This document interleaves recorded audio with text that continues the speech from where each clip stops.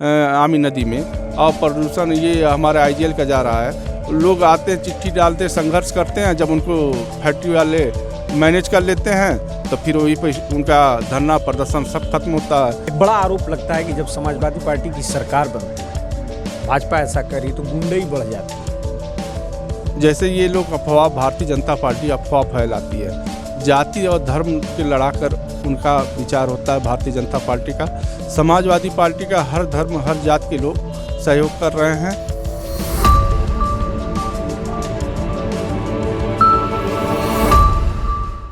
पूर्वांचल का VT रावत इलाका और 2007 का दौर सियासत में आज भी याद किया जाता है।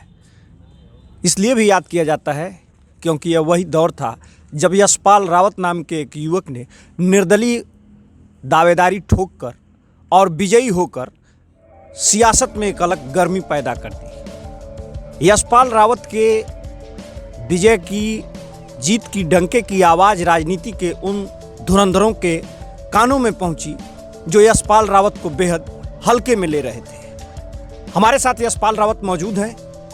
यशपाल रावत इस बार सपा से प्रत्याशी हैं। यशपाल रावत की सहजनवा को लेकर क्या प्राथमिकताएं हैं, हम सीधे उनसे सवाल जवाब करते हैं। पहले तो आपका बहुत बहुत स्वागत। धन्यवाद। देखिए, पहला तो ये कि आप राजनीति में कब आए? राजनीति में हम 2002 से राजनीति में आए।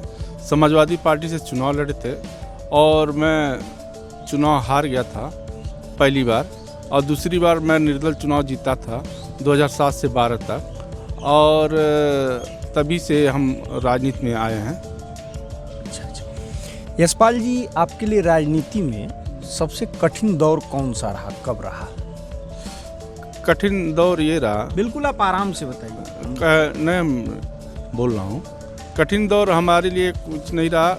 और पिताजी का यहाँ पर मंत्री भी थे, विधायक भी थे 3 बार, और उसके बाद हम माताजी विधायक थीं, और उन लोगों के आशीर्वाद से सहजनवा की जनता अभी तक हमें स्नेह और प्यार देती रही है। और पिताजी का जो यहाँ का विकास था, और वो लोग अभी भी मेरे परिवार को परिवार समझते हैं। और हम लोग हमेशा कहीं चुनाव हारे और चाहे जीते, हम लोग का यहीं पर VT रावत में है। जब भी जनता की सुख दुख होती है तो जनता हमारे पास जितना हो पाता है मैं जनता के लिए खड़ा उतरता हूँ।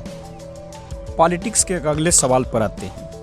कहा जा रहा है कि यह चुनाव न तो 2012 की तरह होगा, न ही 2017 की तरह होगा। सहजनवा सीट को लेकर एक आरोप यह भी लग रहा है कि मेहनत किसी और ने की, टिकट किसी और को मिला। क्या कहेंगे?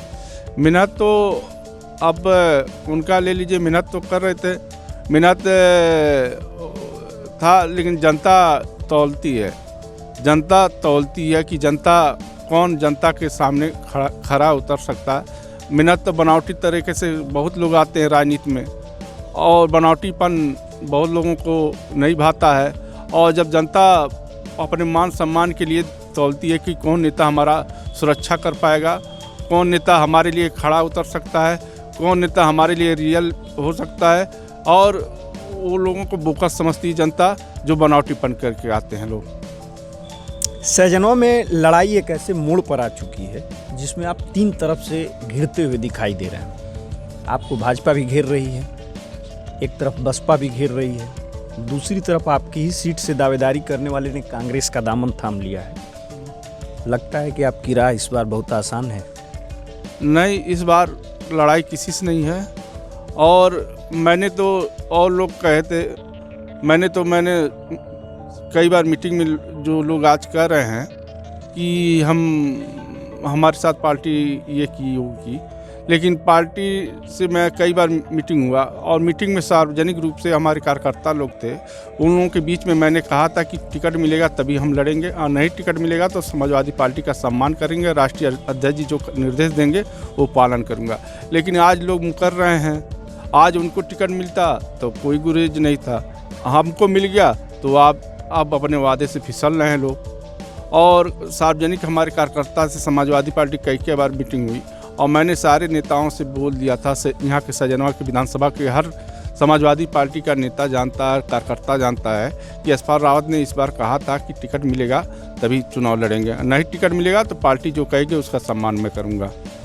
पॉलिटिक्स के अगले सवाल पे आते हैं। अगर आप सहजनवा से विधायक बनते हैं तो सबसे बड़ा काम सहजनवा के लिए क्या करेंगे? सबसे बड़ा काम ये करूँगा कि सहजनवा में कि जो हमारा गाहा साड़ का पुल है और ये हमारा जो ये नौसड़ में जाम लगते हैं आए दिन, एक लिंक रोड गोरखपुर के लिए मैं गाहा साड़ के लिए सोचा हूँ। गाहा साड़ से लेकर डोमिनगढ़ होते हुए गोरखपुर को जो कनेक्ट कर दे रोड, उसके बारे में मैं सोचा हूँ। दूसरा है हमारे मारर रेगुलेटर के पास जो बंधा है पिताजी बनवाए थे, उसके पास बरसात के पानी में एक ही फसल हो पाता है, धान लोग नहीं काट पाते हैं। तो मेरे विचार में वहाँ पर पंप लगाना है, वहाँ पर पंप लगाएंगे जिससे पानी जो नदी में चला जाए और काश्तकारों अपना ज़मीन दोनों फसल काट सकें, ये दूसरा है। और तीसरा मैंने सोचा है एक सहजनवा में बड़ा अस्पताल ट्रामा सेंटर बनवाने के लिए, जो फुल लेंथ में आए दिन हमारे एक्सीडेंट होते हैं, लोग गोरखपुर जाते हैं, लेकिन सहजनवा में किसी बीच में मैं चाहता हूँ अस्पताल बड़ा और ट्रामा सेंटर। और एक और मैं शिक्षा क्षेत्र में मैं उनवल साइड में जो नया बेल्ट है जुटा हुआ है बरडार से लेके उनवल तक, वहाँ पर कोई राजकीय विद्यालय नहीं है। लोग वहाँ पर जाते हैं, गोरखपुर जाते हैं, खैलाबाद जाते हैं एडमिशन करवाने। मैं उधर विद्यालय देना चाहता हूँ, राजकीय विद्यालय। अब यहाँ सहजनवा में डिग्री कॉलेज है, माताजी विधायक थी तो डिग्री कॉलेज ले आई थी, राजकीय डिग्री कॉलेज। और राजकीय डिग्री कॉलेज में जब से कला संकाय है, न एम.ए. हुआ न कोई और संकाय बढ़ा, वैसे ही है, उस पर कोई ध्यान नहीं दिया। उसमें भी कॉमर्स ले आना चाहता हूँ और विषय जो होता है सारे एम.ए. तक मैं वहाँ पर सहजनवा के लोगों को एम.ए. तक पढ़ाई करवाना चाहता हूँ। और यही सब सोच के अच्छे ये है कि यहाँ पर एक मिनी स्टेडियम देना चाहता हूँ कि जो सहजनवा मिनी स्टेडियम बन जाए, सहजनवा चाहे गीडा क्षेत्र में कहीं बन जाए। एक अगले सवाल पे आते हैं। कहने के लिए सहजनवा में गीडा है, फिर भी लोगों का यहाँ से रोजगार के लिए पलायन नहीं रुकता है और यह भी कहा जाता है कि गीडा में काम के बदले दाम नहीं मिलता। इस दिशा में कुछ करेंगे? गीडा के जहाँ क्षेत्र की बात है, गीडा में बड़ा फैक्ट्री IGL है, गैलेंट है और एक अंकुर खुला है। और यहाँ के हमारी सरकार बनती है तो बड़ा उद्योग लाने का प्रयास करेगी। अभी जितना ज़मीनें अधिग्रहित की गई हैं उसमें अभी कई प्लाट खाली हैं, बड़े बड़े खाली हैं, वहाँ पर नए उद्योग लाने का प्रयास करूँगा। और जो ये पलायन की बात है तो मैं विधायक बनता हूँ और ये नहीं है कि 50% जो भी जनता सहजनवा की रहेगी पहले उनकी प्राथमिकता रहेगी सहजनवा की, तब दूसरे जगह की प्राथमिकता रहेगी। मैं और लोग जो नेता हैं और जो लोग हैं केवल वो सोचते हैं कि गीडा मैं विधायक बनूंगा, मैं प्रतिनिधि बनूंगा तो वहाँ फैक्ट्रियों से धन उगाऊ करूंगा।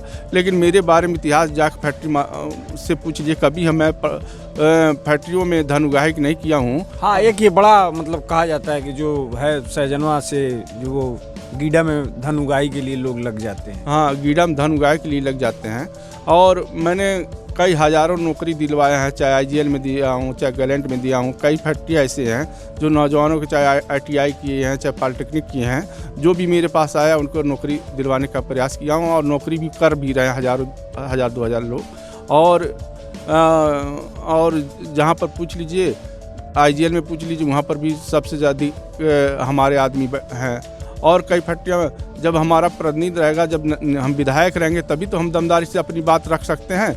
जब हम अब यहाँ के जो विधायक थे, निष्क्रिय विधायक के 10 साल से थे, कोई जनता के लिए लड़ाई नहीं लड़ पाते थे और हम जनता को विश्वास है कि यशपाल रावत होंगे तो हमारे संघर्षों में खरा उतरेंगे और जो नौजवान हैं हमारे प्लान कर रहे हैं उनको गीडा में नौकरी हम दिलवाएंगे। एक अगले सवाल पे आते हैं कि जो आपसे बहुत जुड़ा हुआ है, सबसे जुड़ा हुआ है, आमी आज तक साफ नहीं हुई। आप भी गवर्नमेंट में रहे, भाजपा भी गवर्नमेंट में है, अब आप फिर चुनाव मैदान में हैं, विधायक बनते हैं तो आमी के लिए कुछ करेंगे? आमी के लिए पहले से प्रस्ताव चल रहा था कि यहाँ पर बंधा बनवाने के लिए, अभी तक बंधा नहीं बना है आमी नदी पर। बंधा हम चाहते हैं कि आमी नदी पर बंधा यहाँ से लेके छताई पुल से लेके और कौड़ी राम तक जो बंधा बनवाएंगे। और जो हमारे फैक्ट्रियाँ है फैक्ट्री वाले पानी उसमें डालते हैं, गीडा से ले लीजिए, चाहे रैना पेपर मिल सब तो बंद हो गया है, वहाँ से भी पानी आता था आमी नदी में। और प्रदूषण ये हमारे IGL का जा रहा है।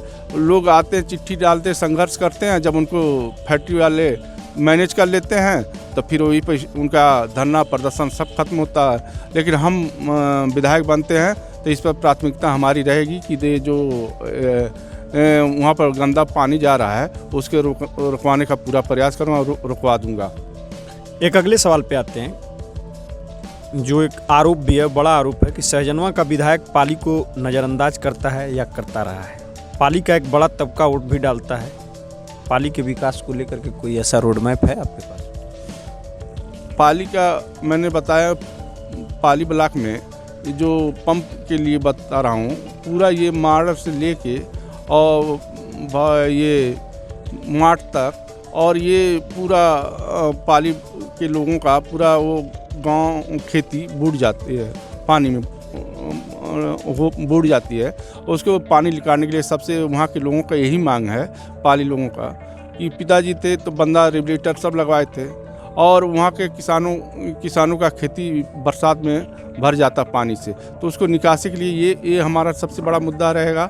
और पाली ब्लॉक में पिताजी भी पटना पुल बनवाए थे, और ये समाजवादी पार्टी ने पाली ब्लॉक में सिसाई पुल भी बनवाए थे और बना था, और है गांव टेबल लगवाए थे। एक हम अगले सवाल पे आते हैं, जो अब लगभग आखिरी दौर में ही है हमारा आपका, कि आमी नदी के चौरी घाट पर पुल की बड़ी डिमांड है। चौरी संत कबीर नगर में है, रिठुआ कोर गोविंदपुर, ये दोनों गांव आपकी विधानसभा में पड़ते हैं। आज भी तकरीबन 25 से अधिक गांवों के लोग नाव से आने जाने को विवश हैं। मुझे लगता है कि ये दो विधायकों का मामला है। वादे तो बार बार हुए, पहल नहीं हुई। वहाँ कोई पुल अभी तक बना नहीं, इस दिशा में कुछ नहीं। पुल तो एक बना है जो खैलियाबाद को जोड़ता है, रानूपुर से आगे आप जाएंगे एक पुल बना हुआ है। अब इसकी दोबारा मांग कर रहे हैं, तो हम लोग जहाँ मांग करेंगे पूरा मैं प्रयास करूँगा। वहाँ पर रानूपुर से आप जो जाएंगे खैलियाबाद की तरफ, वहाँ पर पुल बना हुआ है। और दूसरा जो ये बता रहे हैं ये हमारे क्षेत्र में पड़ता नहीं है, लेकिन हम प्रयास करेंगे कि खैलियाबाद और सहजनवा को जोड़ने के लिए वो पुल बनवाने के लिए हम पूरा कोशिश करूँगा। समाज आज तक जितना पुल बना होगा, इतिहास में जाके देख लीजिए कि समाजवादी पार्टी और हमारे पिताजी के द्वारा ये चाहे पटना पुल हो, चाहे कुआवल पुल हो, चाहे हमारे कटाटी करके हो, चाहे बंसी घाट पुल हो, ये आमी और राप्ती नदियों में पिताजी का पूरा योगदान था। और हमारा भी जब हम सरकार में मतलब हम विधायक थे तो 2 पुल मैंने लाने का कोशिश, एक पटना बंसी घाट पुल, एक कटाटी का पुल मैंने मंगवाया था। अखिलेश यादव से इधर आपकी बातचीत हुई? हाँ, हमारी बातचीत होती है और पूरा सम्मान देते हैं, और उन्होंने कहा कि समाजवादी पार्टी की सरकार आएगी तो पूरा तुम्हारा सहजनवा का विकास होगा। दूसरा कि सहजनवा की जनता से आप क्या अपील करना चाहेंगे? सहजनवा की जनता से अपील करना चाहता हूँ कि आप लोगों ने 10 साल से आपका मनोबल ऊंचा नहीं हो पाया जनता का, और जनता ने अपने विधायकों के ऊपर भरोसा नहीं कर पाए 10 सालों में, और जनता जिससे मनोबल उनका नीचा गिरता है। और जनता ये चाहती है कि कोई विधायक हमारे बीच का हो, और विधायक कहीं हमारे संघर्ष में, हमारे सुख दुख में वो खड़ा हो। एक हम इसी सवाल पे आते हैं, आखिरी सवाल पे आते हैं। एक बड़ा आरोप लगता है कि जब समाजवादी पार्टी की सरकार बनती है, भाजपा ऐसा करी तो गुंडई बढ़ जाती है, यादव वर्ग जैसे अपने को बादशाह समझने लगता है। समाजवादी पार्टी की इस समय पूर्वांचल में कमोबेश यही स्थिति है। लोग इसीलिए थोड़ा बैक हो रहे हैं कि जो एक खास बिरादरी को अखिलेश यादव या तो सह देते हैं, या पार्टी का हर कार्यकर्ता अपने को मुख्यमंत्री समझ लेता है। इस पर आप क्या कहेंगे? लॉ एंड ऑर्डर आप कैसे मेंटेन करेंगे अगर सरकार बनती है तो? जैसे ये लोग अफवाह, भारतीय जनता पार्टी अफवाह फैलाती है, जाति और धर्म के लड़ाकर उनका विचार होता है भारतीय जनता पार्टी का। समाजवादी पार्टी का हर धर्म, हर जात के लोग सहयोग कर रहे हैं, और समाजवादी पार्टी के लोग और कार्यकर्ता और आप हम जाएंगे क्षेत्र में, देखिए कि पूरा क्षेत्र हर समाज के लोग मिलकर समाजवादी पार्टी को सरकार बनाने जा रहे हैं। जो पिछली बार 2017 में भारतीय जनता पार्टी ने आपस में लड़वा दी थी केवल पूरा अधिकार, आप देखेंगे आरक्षण के बारे में। और ये बताइए कि संघर्ष ब्राह्मणों के लिए मैंने 2007 में रविन्द्रनाथ उपाध्याय जी थे, उनके समाज के हमारे करीब 50 लोगों के ऊपर मुकदमा लगा, यादवों के ऊपर, और समाज के अन्य तबके के ऊपर मुकदमा लगा है। और जब भी होता मान सम्मान के लिए हर समाज जो जुटा है समाजवादी पार्टी, उसके मान सम्मान के लिए हमेशा हम समाजवादी पार्टी के कार्यकर्ता एक सम्मान करता है, उनके संघर्ष के लिए तैयार रहता है। अभी आप सुन रहे थे सहजनवा से सपा प्रत्याशी यशपाल रावत को। उन्होंने अपनी प्राथमिकताओं को गिनाया, लॉ एंड ऑर्डर से लेकर विकास की बातें की। हम फिर मिलेंगे अगले वीडियो में, तब तक के लिए नमस्कार।